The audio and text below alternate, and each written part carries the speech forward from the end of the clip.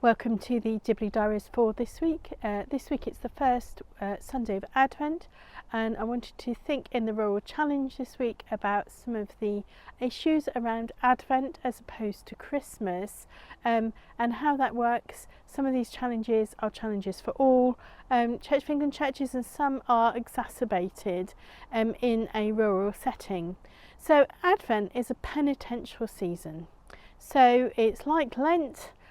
If you ask people what they're giving up for Advent and what form of fasting they're taking for Advent, I can tell you that, I don't know, 99.5% of people will give you that kind of funny look going, what are you going on about fasting for Advent? Isn't Advent something we celebrate with chocolate calendars? But it is a penitential season. We do some churchy things to do with that. We don't have flowers in the church building. We don't say the Gloria. There's those sorts of things which are going on in Advent to recognise it's a penitential season. Purple is the Advent colour for liturgical colour for people. And there's a real challenge about when you can stop thinking about Advent and start thinking about Christmas. So one of the problems in a rural setting is if you want to have a vicar with you to celebrate different bits and pieces of the things you'd like to do at Christmas, you might want to start those celebrations quite a bit before the actual end of Advent. Well, when does Advent end? When does the feast begin? I guess I would probably say I'm not that old-fashioned in thinking that sunset on Christmas Eve is when Christmas can begin. It's certainly where we might change church colours and where there might be different things which come in. So what do we do about Advent? Do we decorate the churches with flowers and decorations for carol services? Even if your carol services may be as early as the 15th of December, what do you do then? Are you still in Advent? Are you celebrating Christmas? But for a lot of our families and for missional reasons, we would be celebrating Christmas things then. When does our village think Christmas begins? And if we turn around and say to them, well, actually, no, you're wrong. We have to be quiet and contemplative right up until Christmas Eve. That's just not practical. And it's not practical for where people need to be in one place and then another place as well for celebrating with their villages. So it is a challenge. It's a challenge for all the Church of England churches. It is a challenge particularly in rural communities where church leaders are spread more thinly. Where do we bring Advent as a penitential season to, and where do we allow Christmas, the main celebration, to begin?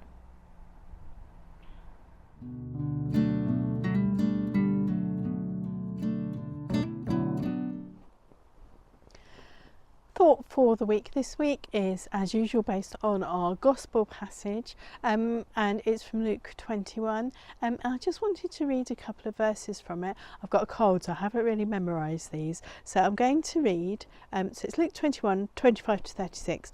I'm going to read verse 28. It says, "Now when these things begin to take place, stand up and raise your heads, because your redemption is drawing near." And then I want to say something a little bit about verse 34 as well. "Be on your guard, that your hearts are not weighed down with dissipation and drunkenness and the worries of this life." Be on your guard, that your hearts are not weighed down with dissipation and drunkenness and the worries of this life, and that day does not catch you unexpectedly. So those two things have really caught my attention this week. I've been thinking about what it means that there's going to be a second coming, how we respond to that. Now, this year has been a very difficult year. It's been a year full of conflict, and we might be anxious about what's happening around us. There seems to be an escalation in armed conflict. There seem to be all sorts of terrible things going on, and it is quite a place to be anxious, and you know, we can kind of understand that, but how do we stop ourselves being weighed down by it? Now, my mother was older when she had me, and so she had actually been in her young teens during the Second World War, and it really affected her.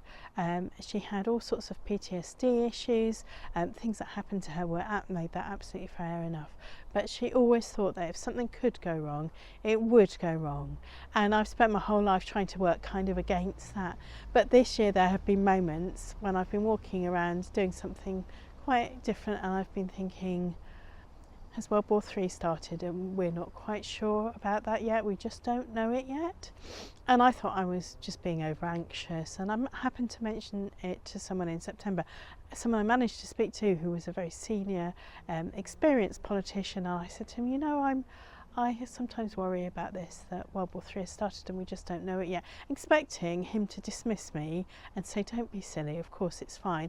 And he actually said, well, I hope you're wrong, but you might be right.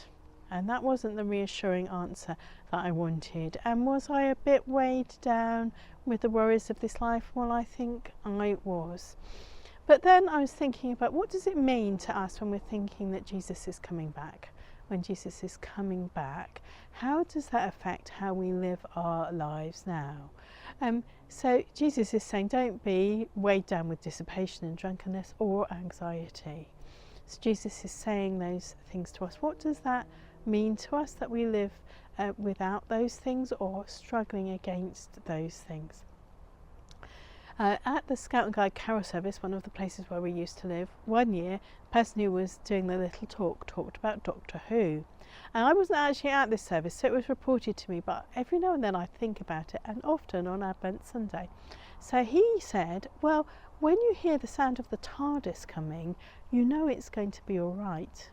You know that the Doctor's going to come and the Doctor is going to sort it out, and there is going to be justice and peace and mercy, and the Doctor is coming and he's going to sort it out.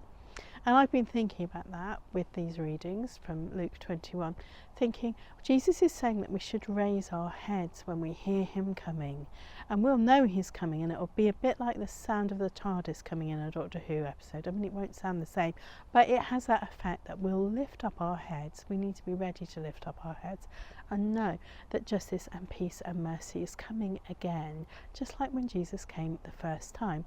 We know when Jesus came the first time, through his death and resurrection, he reconciled us to God, but we carried on living on earth in these end times. But in the second coming, when Jesus comes, there will be this hope. We're to raise our heads, to not be weighed down, to raise our heads and acknowledge that Jesus is coming, bringing justice and mercy and peace.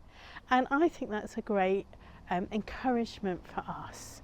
I think it does make a difference to us with how we live in the anxiety and the conflict and the difficulties of these end times, because we know that Jesus is coming back.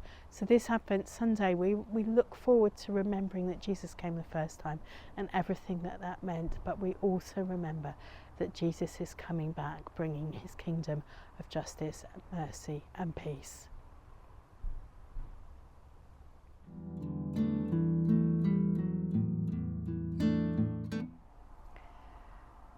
The Dibley moment of the week this week is something which is just very serendipitous, which happened. Sometimes you get those things in the Vicar of Dibley, something profound is said in a way which it wasn't necessarily meant to be or thought it was going to be. At the end of January in 2020, one of my friends was speaking in a meeting about technology. He had a little catchphrase which he and his team had written into his talk, and it just said, change will never be slower than it is today. Change will never be slower than it is today. He did not know how prophetic his words would be at that point, and just a few months later all of our lives would be completely tipped on our heads. But sometimes in Advent it's a good time to remember that things are changing, yes, and he did get the crown as prophet for saying that change will never be slower than it is today, all that time ago, those few years ago. Well, that's it for the Dibley Diaries for this week. I pray that you and your village, however large or small, have a really blessed week. where you can look for Jesus coming together.